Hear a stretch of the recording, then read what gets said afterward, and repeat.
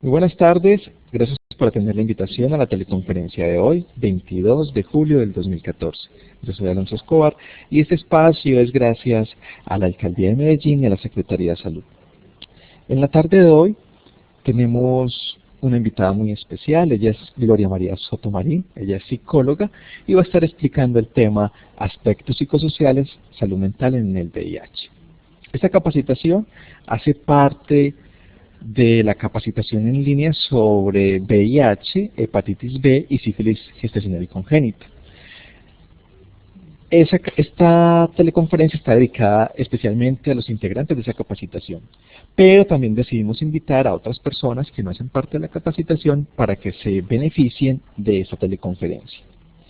Gloria María va a estar hablando del tema aproximadamente unos 40-45 minutos. Finalizada la exposición de Gloria María, vamos a tener un espacio de 15 minutos para tratar de resolver las preguntas. Las preguntas deberán ser escritas en el área del chat y nosotros las vamos a ir leyendo y vamos a ir tratando de resolverlas todas y cada una de ellas. Finalizado el espacio de las preguntas, vamos a colocarles a ustedes un enlace en el área del chat para que por favor registren su participación, su asistencia en la tarde de hoy. Sean todos muy bienvenidos. Los dejo con Gloria María Soto. Gloria María, bienvenida.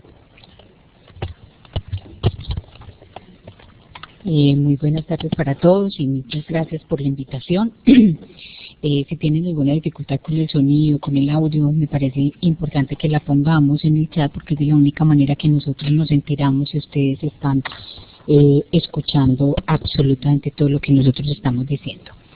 En esta conferencia quiero contarles como algunos aspectos psicosociales y parte de la salud mental cuando una persona recibe un diagnóstico de VIH o un diagnóstico de una enfermedad crónica, pero específicamente pues hoy el tema de algunas infecciones de transmisión sexual y VIH, pues que es como la capacitación que estamos en este momento recibiendo.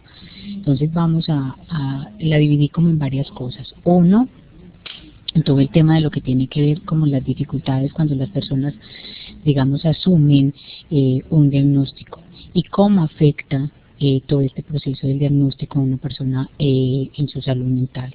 Algunos factores que son de riesgo y que se deben tener en cuenta en la asesoría que se da a las personas cuando sufren o tienen un diagnóstico, digamos, de un VIH o de una enfermedad de transmisión sexual. Entonces, es más o menos como la división que hice, para que ustedes tengan claro cuál va a ser como la estructura de la capacitación que vamos a recibir hoy y del proceso pues que vamos a iniciar. Miren, frente al diagnóstico como tal de un VIH, las personas tienen muchísimas etapas. Y las etapas que vive la persona es como ese golpe inicial de su diagnóstico, de cómo recibirlo, de qué manera se lo da. Pero ahí es muy importante tener en cuenta el tipo de la asesoría de la persona que entrega su diagnóstico y quien da toda la información. Existen, digamos, existen algunos mecanismos, algunas, digamos, directrices para el tema de la asesoría. Yo creo que eso ya lo han visto y que muchas personas tienen entrenamiento en el tema de cómo dar la asesoría, pero esa situación, estas etapas, digamos, que están aquí registradas, es más o menos como el proceso que las personas asumen a la hora de recibir un diagnóstico. El segundo es la forma de cómo las personas aceptan o no ese diagnóstico que se les está dando, la manera como ellos se asumen, y eso tiene que ver con toda la estructura de la personalidad que tienen, las habilidades que tienen para defenderse frente a un evento traumático, las posibilidades que tienen, la red social con la que cuentan, todas esas situaciones, digamos, que hacen y que convierten que la persona pueda tener a su lado una red protectora, una pareja que lo va a apoyar, una familia, etcétera, etcétera. Todas esas cosas hacen que las personas puedan aceptar o no un diagnóstico de una manera diferente. Ahorita vamos a ver en los factores protectores o en los factores de riesgo cuáles son los que nos pueden afectar, digamos, la posibilidad que las personas puedan afectar este diagnóstico.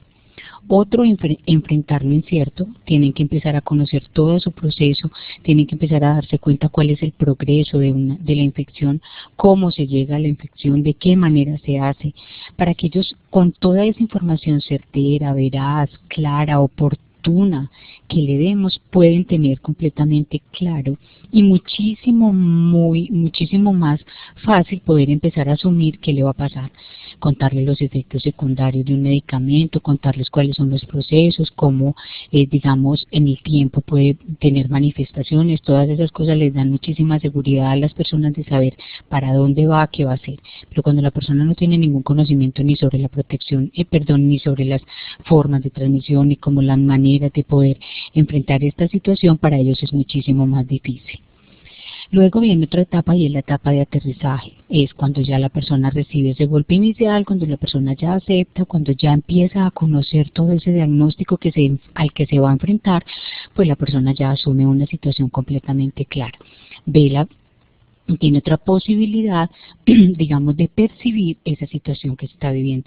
Y la última, pues es un no amanecer, es pensar que entonces frente a ese diagnóstico no es una enfermedad terminal, que lo puede manejar como una enfermedad crónica, que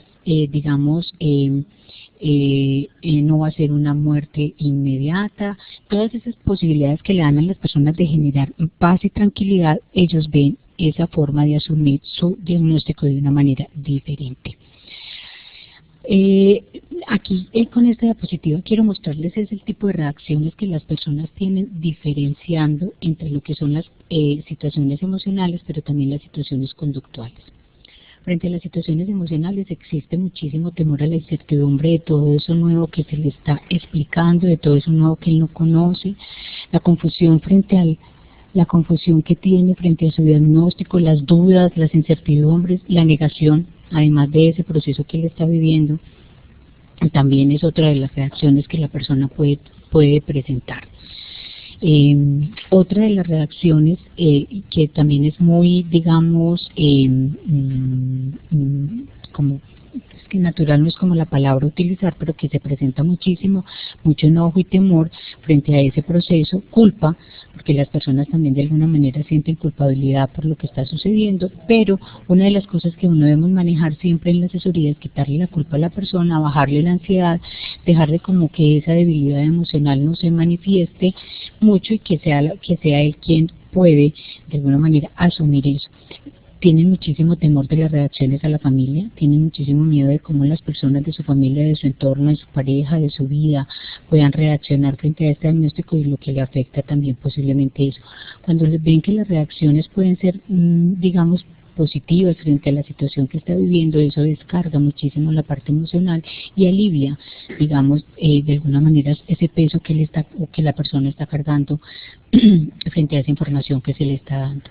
Y conductuales pues existen muchísimas, pues, el aislamiento, mucho enojo, irritabilidad, no credibilidad de lo que está pasando, llantos a veces incontrolados, mucha autodenigración frente a su mismo proceso de por qué sucedió, por qué a mí, todas esas preguntas que las personas empiezan a hacerse a la hora de un diagnóstico inesperado y que además eso lo convierte en un factor, digamos, de riesgo en el proceso entonces de la intervención en salud mental. Mucha revisión corporal, muchas de las personas empiezan con el proceso de hipervigilancia frente a su cuerpo, que también se debe dejar claro en el tema de la asesoría.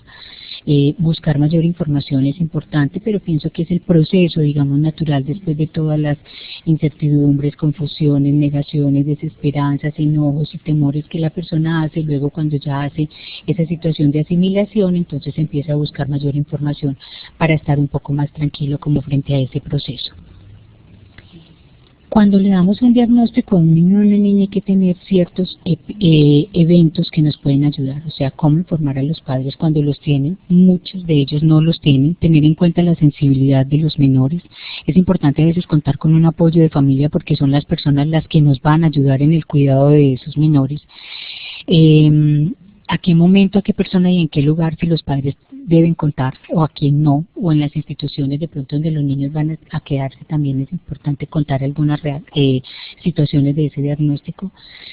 Tratar al máximo siempre de informarle a los menores. A los menores se piensa que una de las posibilidades que hay de protección es no contarles, no darles una información, y a los menores es importante contarles la información, obviamente de acuerdo a la edad que tiene, de acuerdo a la capacidad que tenga, de acuerdo a la capacidad de asimilar esa información, de acuerdo a la capacidad también cognitiva que tenga frente a eso, pero evitar esas mentiras piadosas. Las mentiras piadosas a veces en los niños lo único que hacen es una reacción tardía, más tarde, frente a una situación que ellos estaban viviendo, que se les pudo haber explicado. Cuando se va llevando a la persona de acuerdo a su edad cronológica, de acuerdo a su capacidad de asimilando su proceso, para ellos es más fácil.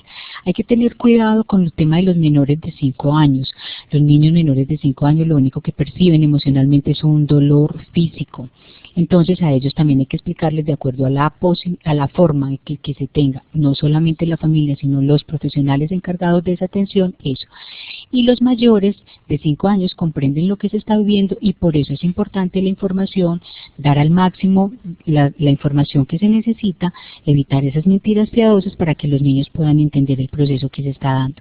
Y obvio, evitar la sobreprotección. Cuando yo sobreprotejo, cuando yo llego a esa situación donde los menores no tienen la posibilidad de hablar, de descargarse, ni de expresar los sentimientos que tienen porque están sobreprotegidos, también me va a generar un espacio inadecuado de atención.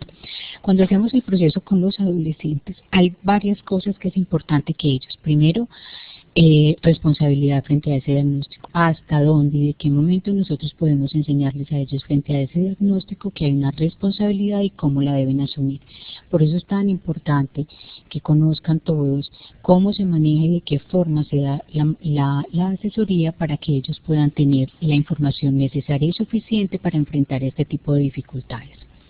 Riesgos de la actividad sexual y de la drogadicción, importantes frente a ese diagnóstico para que ellos busquen no solo medidas de protección personales, sino también medidas de protección de los demás.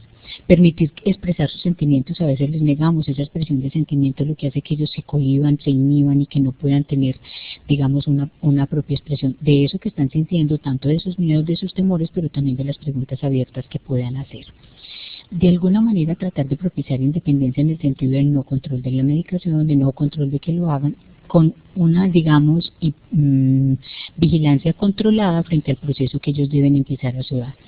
Y ayudarlos a controlar sus agresiones, pues cuando son personas que tienen algunas expresiones y manifestaciones de ira y rabia exageradas frente a su diagnóstico, es importante llevarlos a que puedan controlar de alguna manera. Ubicarlos frente a los sentimientos de grandeza y que no pasa nada, pues ellos sienten que dentro de esa situación y frente a su diagnóstico pues no pasa nada y pueden seguir asumiendo situaciones de riesgo, y eso sí es importante que quede registrado, digamos, en la asesoría que se le está dando a ellos.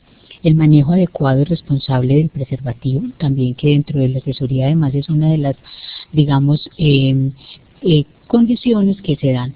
Tener en cuenta la individualidad de ellos. No es que pongamos como en un saquito a todos los adolescentes porque cada uno tiene un comportamiento diferente, una forma de percibir diferente, una forma de asumir la vida distinta. Cada uno tiene una estructura, una personalidad y una forma de cómo quieren tener y cómo quieren vivir su vida. Entonces, en esa individualidad hay que tenerla en cuenta, sobre todo en el tema de los adolescentes. Otro es establecer relaciones más espontáneas con ellos, más cuidadosas, la vigilancia, digamos, asistida que debemos tener entonces con el manejo de medicamentos, con el manejo de algunas acciones, nos ayudarán entonces a generar con ellos unas relaciones un poco más espontáneas, pero sin dejar de lado que las conductas de autocuidado, cómo las debe manejar y de qué manera se hace. ¿Cómo lo hacemos? ¿Cómo lo hacemos y cómo lo llevamos a eso dentro de la asesoría? Dentro de la asesoría les vamos a dar a ellos todas las pautas que debe tener en las relaciones, en el manejo de su vida, en las relaciones más espontáneas, en la relación de autocuidado. Les debemos dar a ellos todo el tema, digamos, de encaminarlos para que ellos tengan esa responsabilidad. Si hacemos una asesoría o si entregamos un diagnóstico, digamos, en los adultos, entonces hay que tener en cuenta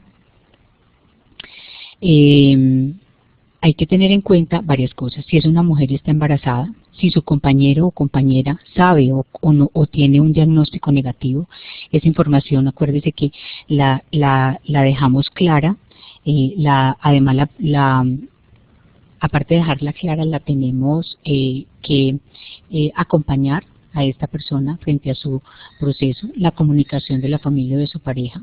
Si hay hijos de por medio en esa relación, también es otro de los aspectos que debemos tener en cuenta.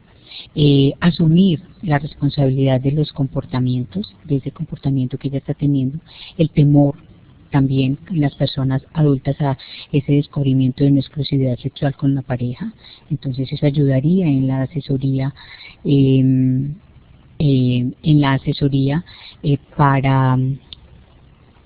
para encaminar y ayudar pues a la persona en toda esta toma de decisiones. Miren, en la asesoría son muchas las decisiones, muchas las preguntas, muchas las dudas que una persona tiene, y aparte de tener en cuenta pues que es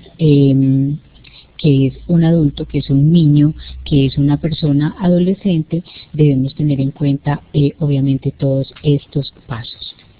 Incertidumbre de ser identificado por su atracción efectivo-erótica. Muchas personas, digamos, población diversa, no han evidenciado su preferencia genérica, y eso hace, digamos, que a las personas les dé dificultad. Cuando las personas están dentro de un trabajo sexual forzado, hay desigualdad en los sexos que existen en muchas culturas, y la nuestra pues no está alejada de eso.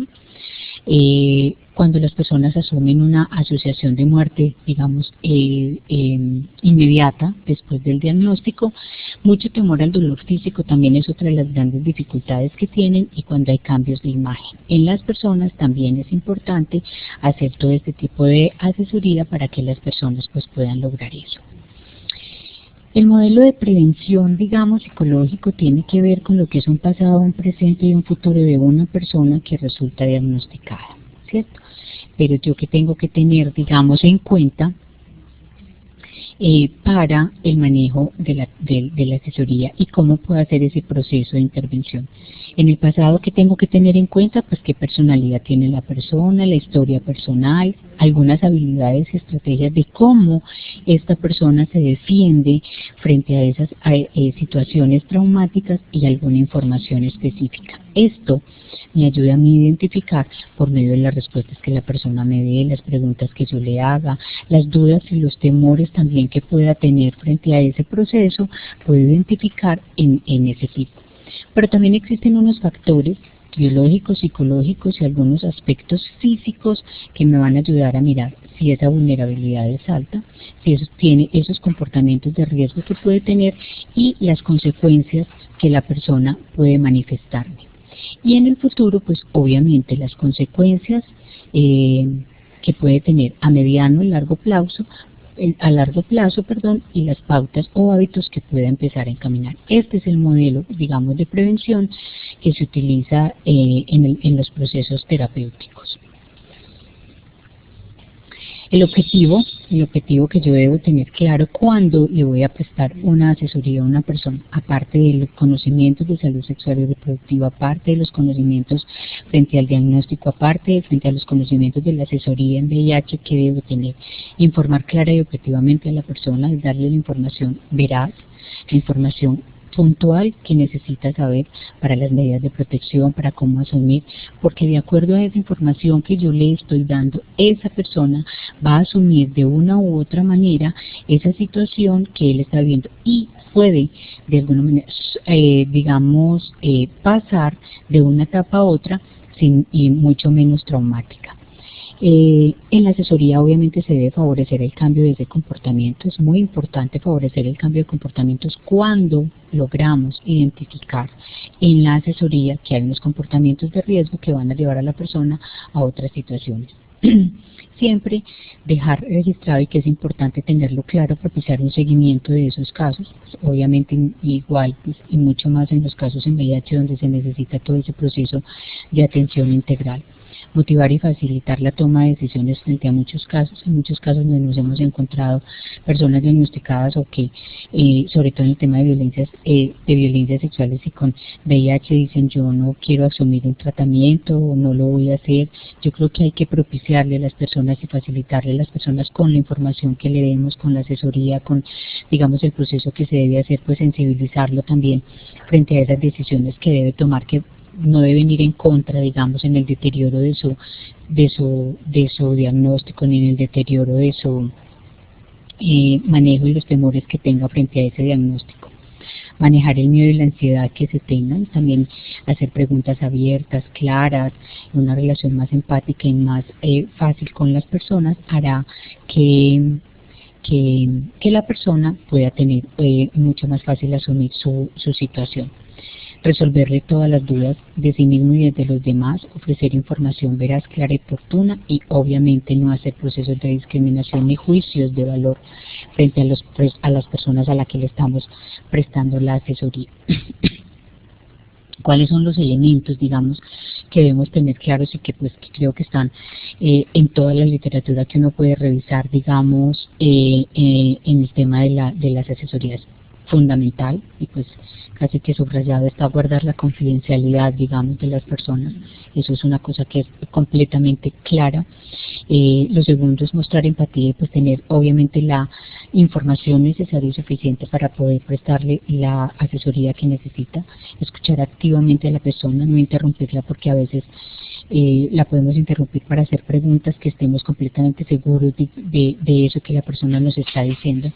Manejar obviamente los silencios y los llantos, que a veces da gran dificultad en los profesionales que no están entrenados en el manejo de algunas asesorías, cómo manejar esos silencios y esos llantos, hacer las preguntas necesarias y suficientes para nosotros entender que eso que la persona nos está diciendo es realmente lo que quiere decir, porque a veces hay situaciones culturales distintas, a veces hay situaciones que son distintas en un lado y otro, y es preguntar esas cosas que necesitamos saber. No ir más allá de las preguntas, no hacer preguntas innecesarias, sino las preguntas suficientes para entender lo que la persona nos está revelando en ese momento. Comportamiento no verbal apropiado, o sea, tener una expresión facial acorde con lo que nosotros le estamos expresando a la persona, los gestos, la parte de la aproximación, las posturas corporales y obviamente tener un tono, una claridad, una fluidez adecuado para que la persona entienda y sepa que nosotros estamos obviamente pues, escuchando, no solamente escuchando lo que le estamos diciendo, sino comprendiendo, digamos, ese proceso que ella está viviendo con esa situación. Reducir el riesgo, obviamente, es otra de los elementos fundamentales en la asesoría posible de una infección o de infecciones o de alguna reinfección. A veces las preguntas que se hacen de preguntas cerradas, si no nos dan la posibilidad de entender si la persona le queda clara la información que se le está dando, o no solamente le queda clara, sino que tiene preguntas que nosotros, por medio de las preguntas cerradas, no vamos a tener la posibilidad de entender. Entonces las preguntas deben ser abiertas, más para que la persona pueda hablar abiertamente de lo que se le está diciendo. Especificar y describir todo lo que le va a suceder. Comprobar si el consultante comprendió. Debemos suministrar algunos mensajes para que ayudarles a controlar, digamos, la impulsibilidad, pero también las tomas de decisiones equivocadas. Pedirle su opinión en el momento en que lo necesitemos, pues qué piensa frente a una situación, y eso ayuda para que la persona, si está en una posibilidad cerrada que no quiere oír, pues va a tener la posibilidad de hablar eso. Estar en un lugar adecuado, obviamente, no necesitamos pues la hiperconsulta, pero sí un lugar adecuado para prestar eso. Y hacer remisión en el momento en que consideremos que nosotros no tenemos ni las herramientas suficientes ni las condiciones para atenderlo, pues hacemos una remisión a esa persona.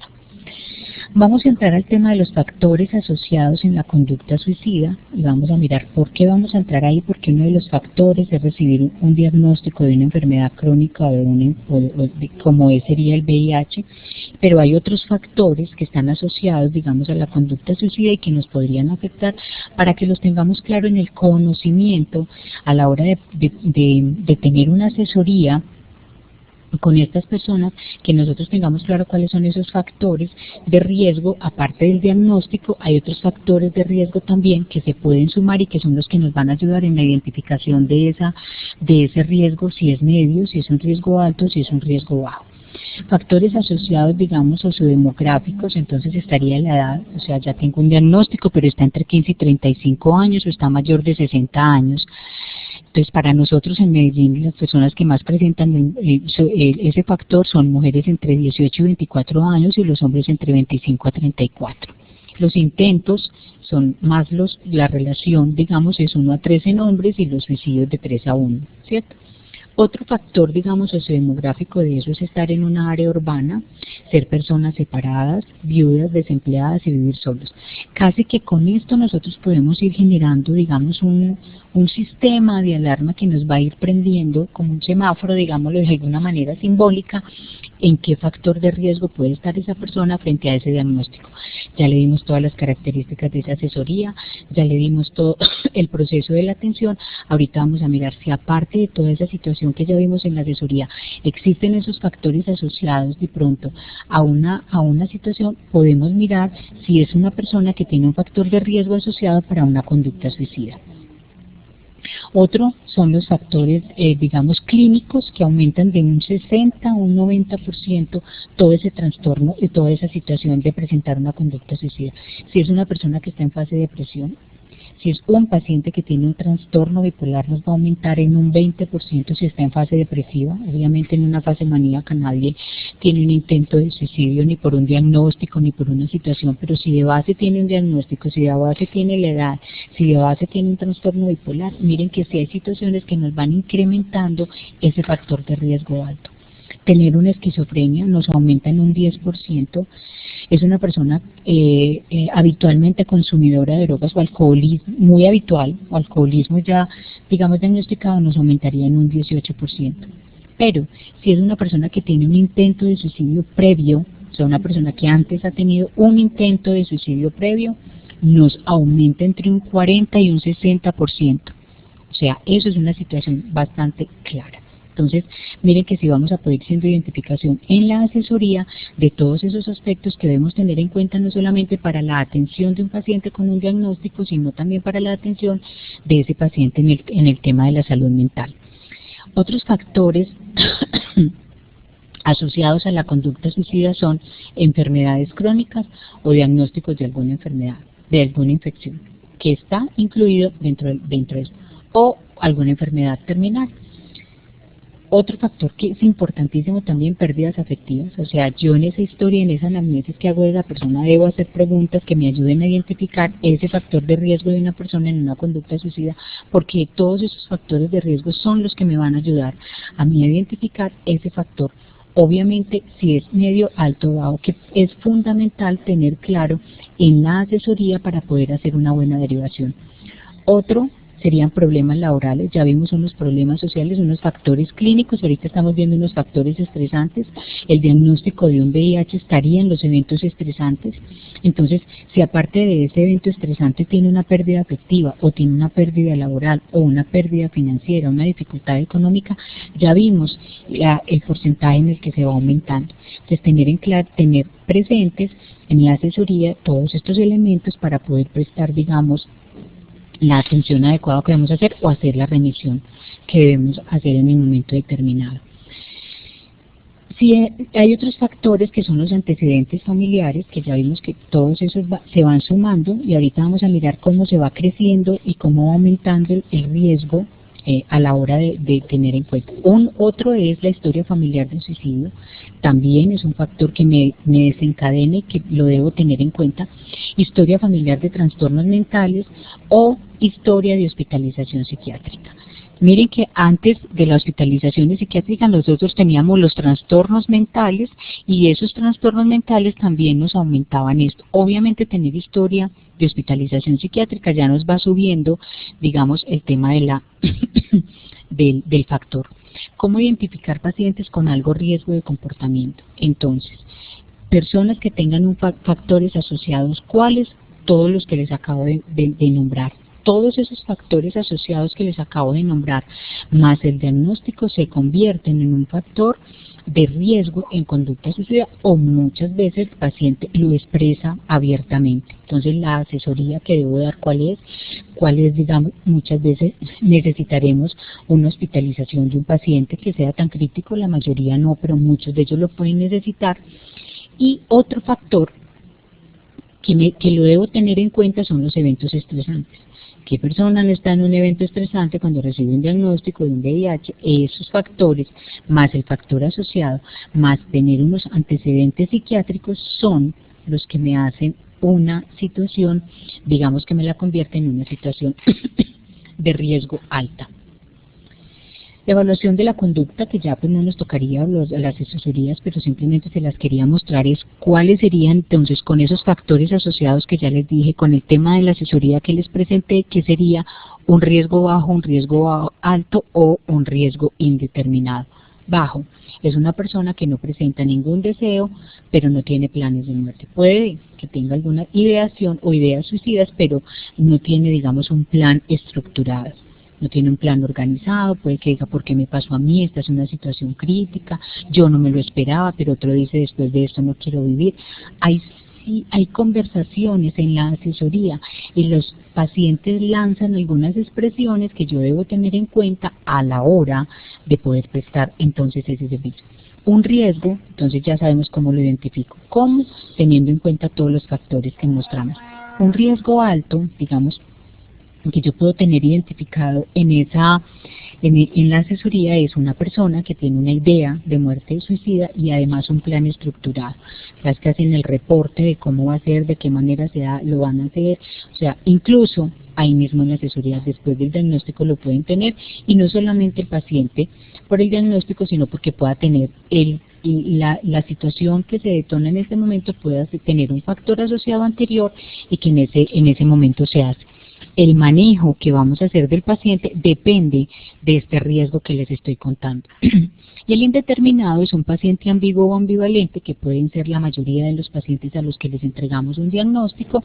Entonces, ¿qué se hace? Se hace un manejo en observación por 12 horas y obviamente luego se hace una reevaluación de ese paciente y se tomará una decisión. ¿Para qué?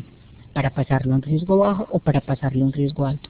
La mayoría de la literatura que uno revisa o de los protocolos, digamos, de atención en conducta suicida, lo primero que hay que identificar es este riesgo. El riesgo indeterminado por eso se maneja con observación, porque la mayoría de la literatura lo que dice es que siempre debemos manejar el evento como un riesgo bajo o como un riesgo alto. Ahora sí, ya llegamos entonces a cómo evalúo yo esa conducta. Ya hablamos de esa historia completa, de esos antecedentes, de ese soporte y de esos factores. Cuando ya tenemos todos esos factores, cuando ya tenemos todos los antecedentes que les mostré anteriormente, los clínicos, los sociales, los económicos, los eventos estresantes, la historia de la familia, el contar con un episodio anterior, en fin, con todo ese diapositivas que les muestro anteriormente, luego entonces miren que esta flecha significa como que el riesgo va subiendo, entonces hago una evaluación de esos pensamientos, de esos planes, que es lo que les mostré anteriormente. Hago esta identificación de este riesgo, lo puedo poner entonces en esta evaluación de pensamientos en el medio, y ¿qué pasa entonces si subo? Hago una identificación de ese riesgo. Entonces el riesgo ya me va a pasar a un riesgo medio, a un riesgo alto, de acuerdo, y por eso les mostré todos los factores que son los que me van a dar, digamos, a mí el piso para poder hacer la evaluación de este riesgo suicida que se va a presentar. Ese es el tratamiento, digamos como la parte de la intervención, que sería no solamente en la parte de la asesoría, sino también en la parte de la intervención que se hace psicoterapéutica, y es como los pasos fundamentales, digamos, para esto. Uno, escuchar a esa persona. Es fundamental pues tener claro cuál fue ese proceso. Si yo no lo escucho, pues yo no voy a tener ni la posibilidad de hacer la análisis, ni la posibilidad de hacer esa recolección de esa información, ni la posibilidad de identificar esos factores que la persona tiene, ni el factor de riesgos, que es muy importante cuando lo hago. Por eso la asesoría debe ser sin tiempo, no debe tener una mediación, se debe hacer en un lugar privado, se debe hacer con todas las condiciones que se tienen. Luego lo que hago es evaluar ese riesgo que yo ya tengo, evaluar ese riesgo latente que se tiene ahí con la identificación de eso. Tomar con seriedad el asunto es dejar una persona en observación en un momento determinado cuando se necesite, dejar una persona en un momento cuando se va a dar la asesoría, cuando yo necesito llegar a hacer una identificación de ese riesgo, cuál va a ser la posibilidad que tengo de una interconsulta prioritaria, de la posibilidad de una derivación oportuna, en fin, no temer a hacer preguntas. Hay preguntas que son abiertas y les hablaba ahorita de ellas. Hay un derrotero, digamos, en el tema de conducta suicida de algunas preguntas que se podrían hacer para que los profesionales se entrenen en la manera de cómo preguntar frente a esos factores, frente a esos riesgos, frente a esas situaciones, pero es no temer a preguntar para que las personas podamos, la profesional pueda, o el profesional que lo atiende, pueda lograr identificar todas esas situaciones claras, porque si yo evalúo el riesgo, yo ya tengo claro qué proceso se va a seguir con eso.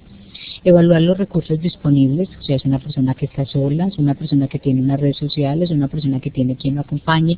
Esos riesgos y esos recursos que tengo ahí son los que me van a dar la alternativa de cuál va a ser el manejo.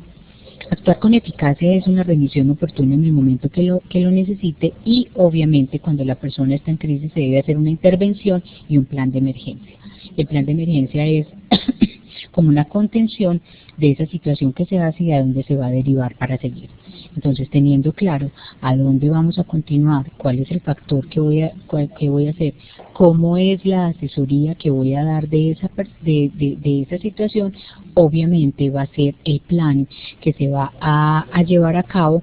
¿Y por qué contarles en una capacitación entonces de IPS o de VIH específicamente, que es el tema que se está trabajando, los factores? Porque no solamente el diagnóstico puede ser uno de los detonantes, digamos, de una conducta suicida de una persona con un intento, para tener un intento suicida, sino que también hay que tener en cuenta todos esos otros factores. ¿Existen factores protectores? Sí. Existen factores protectores, digamos que es tener una afiliación religiosa, es uno de los factores protectores en conducta suicida, tener una red social, tener una familia, tener una personas de quien se pueda disponer. Existen factores protectores, por ejemplo, las madres embarazadas que deseen, con el título digo yo, que deseen sus hijos. Tener hijos menores también deseados también se puede convertir en un factor protector. Tener una persona que los apoye, tener a alguien que esté ahí, con quien contar, a quien hablarle, a quien expresarle eso, y entonces la persona a la que se le está, digamos, ayudando, pues vamos a saber que ese factor protector es el que nos va a dar la posibilidad del plan que nosotros vamos a iniciar, del plan de emergencias que se va a tener, pero también de la intervención en un momento determinado para saber a dónde vamos a derivar el paciente. Eso era todo lo que yo tenía para decirles hoy. Espero cumplir, digamos, con las expectativas que tenían. Si abrimos el espacio del chat por si tienen alguna duda o alguna pregunta frente al tema, o no les quedó claro algún punto, nos podemos devolver en la presentación y contarles poderles aclarar en un momento, pues, las dudas que ustedes tengan. Entonces, abrimos el chat para las preguntas. Muchas gracias.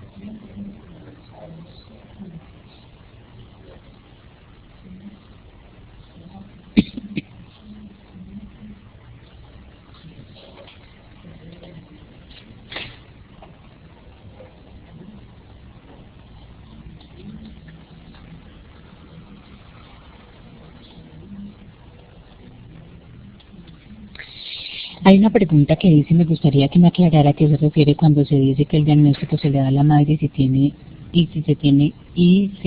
en cuenta si el compañero es negativo o no. No, me refiero cuando una madre resulta, digamos, diagnosticada, o sea, su diagnóstico de su hijo, y pues nos ha tocado muchas veces que su compañero no es el padre, su compañero es negativo, y cómo darle, digamos, la información a ella, pues para asumir obviamente esa situación, digamos, de pareja que se le viene frente a ese diagnóstico. Cuando no hay apoyo institucional en la área que hacer una muy buena remisión. Recordemos que en una de las primeras diapositivas les decía que en los elementos, digamos, de la asesoría que se hace, si yo no cuento, digamos, con el apoyo institucional en el área para hacer ni la asesoría ni el proceso, hago una muy buena remisión de esa persona para que pueda tener otra institución que lo pueda atender.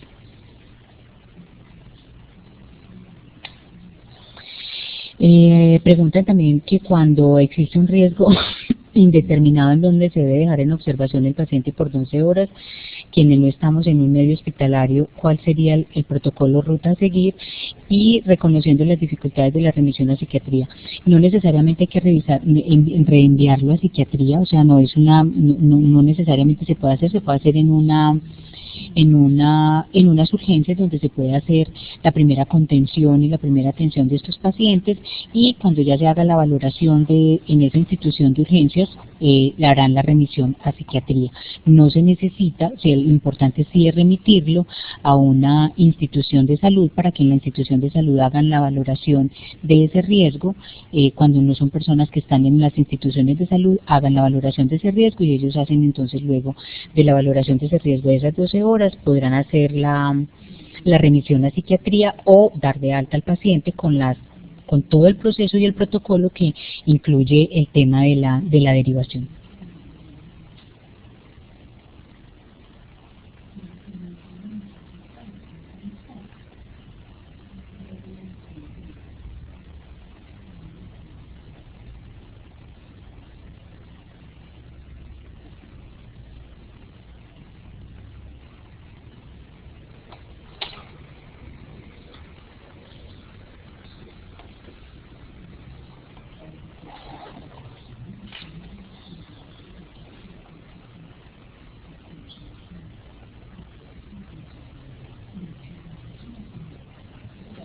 La otra pregunta es ¿cuánto tiempo aproximadamente debe durar la asesoría post-test de VIH? Pues yo creo que depende de cada persona, depende de la situación, de la situación que esté viviendo, de la asimilación de ese diagnóstico, de la conversación, de las preguntas abiertas que hagamos. Pues dar un tiempo para una intervención en crisis sería muy difícil. No me atrevo a dar ningún dato, pues ni en 20 minutos como sería una asesoría y una consulta externa, sino que se necesita tiempo adecuado y personal entrenado para dar la asesoría en el tiempo suficiente y necesario, que la persona pues obviamente salga con toda la formación, con toda la información necesaria y suficiente para generar, de alguna manera, pues minimizar los riesgos en ese proceso.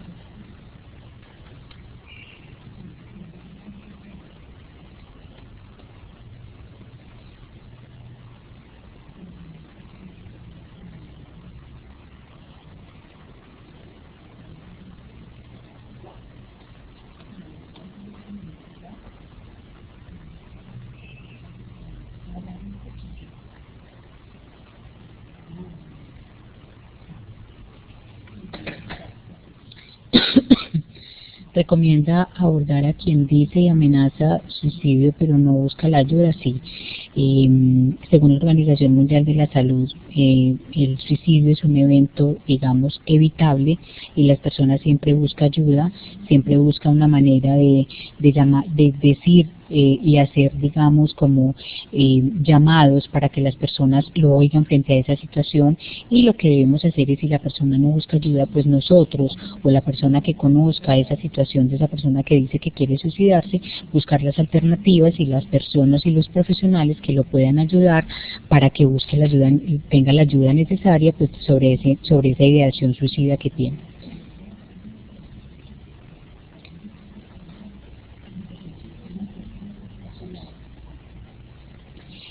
Hay otra pregunta que dice, ¿qué tan prudente es que en una asesoría post-test de VIH el paciente pase ese mismo día por asesoría con el médico, enfermera y psicólogo? Pues mira, yo creo que es importante que la persona tenga toda la información y todo el panorama frente a esa situación, obviamente no revictimizante, que eso también es importante, y no descalificador también de ese proceso, pero que él tenga toda esa información necesaria y suficiente le dará muchísima más posibilidad para que asuma un diagnóstico y una situación en ese momento de una manera más clara. Sí, él considera, yo también pienso que es de acuerdo a la persona, de acuerdo a las circunstancias, de acuerdo al evento. Yo creo que eso lo puede medir la persona que está dando la asesoría. ¿O qué será lo adecuado si se resiste al apoyo profesional? Desafortunadamente, una persona que tenga ideas suicidas sí debe ser valorado por una persona profesional, porque a veces las ayudas que damos desde el sentido común, desde la ayuda que pretendemos dar lo que a veces estoy completamente segura que es de la mejor intención, pero un riesgo de una conducta suicida sí debe ser valorado, así sea solo la ideación o el pensamiento debe ser valorado por un profesional para que por lo menos la persona pues logre o el profesional logre identificar esa situación o lo pueda ayudar también en un proceso, digamos, de remisión a psicología y él lo pueda hacer, o de una asesoría puntual en una persona que conozca el tema.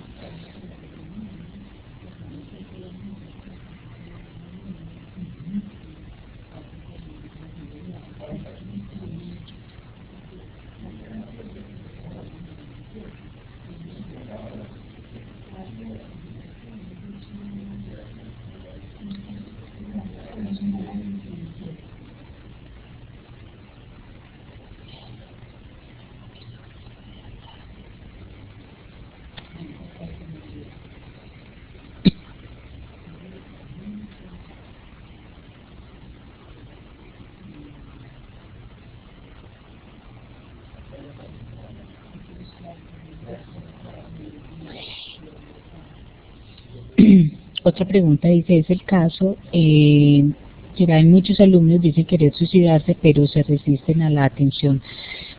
Igual a la anterior, yo creo que pueden estar en un factor de riesgo alto, que a veces no lo tenemos claro por las condiciones sociales, las condiciones familiares, las condiciones, digamos, los eventos estresantes, todas esas situaciones que les mostré anteriormente, es buscar quién pueda ser la persona que les preste esa atención de una manera adecuada, oportuna y pues que tenga el conocimiento necesario y suficiente. La mayoría de las personas se niegan a recibir atención porque piensan que no están locos, que no quieren, que desean consumar ese evento cuanto antes, pero es importante hacer toda la gestión necesaria y suficiente para que las personas puedan buscar la ayuda que necesitan. Hay otra pregunta que dice que si nos podrían dar información, por favor, sobre las redes de apoyo a las cuales pueden remitirse los pacientes diagnosticados, grupos de apoyo y demás, en salud mental o en asesorías. No me queda clara la pregunta, si me la puede aclarar. Otra pregunta dicen en Medellín, ¿dónde pueden los psicólogos actualizarse en el tema de VIH tratamientos? Pues existen guías ministeriales, existen capacitaciones de la Secretaría de Salud de Medellín como esta, donde pueden estar entrando a la página, pueden buscar en internet todas las guías de actualización que tiene el ministerio, y pues ahí hay mucha, digamos, información para estar actualizados, y los tratamientos pues ya también en la parte médica pues creo que las guías no solamente del ministerio sino también las guías de, digamos, de la Organización Mundial de la Salud los podría ayudar en este tema.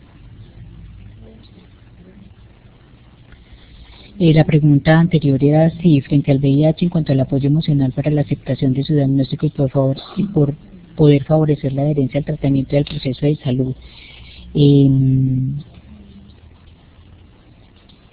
Sí, en VIH pues existen muchas instituciones, obvio, las personas que tienen un sistema de afiliación entonces consultarían en su PS y ya ellos los derivarían a las instituciones que están prestando este servicio, y por fuera también existen algunas corporaciones, ONGs e instituciones que les pueden prestar, digamos, grupos de apoyo, asesoría, ayuda, les prestan también ayuda en la parte jurídica cuando necesitan hacer alguna tutela, algún derecho de petición. Existen muchas en la ciudad que pueden acceder las personas, y pues y en salud hay instituciones encargadas de las EPS que tienen a donde derivan los pacientes con un diagnóstico para que les hagan el tratamiento integral.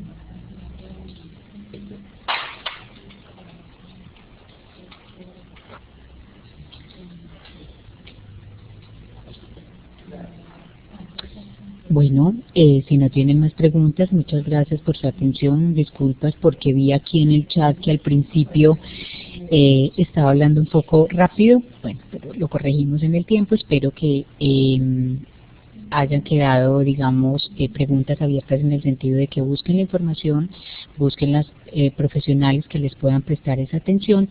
Les acaba de colgar también Alonso en el chat la página donde se deben registrar para que queden ustedes entonces ahí registrados nuevamente, perdón, en la plataforma para la capacitación. Muchas gracias.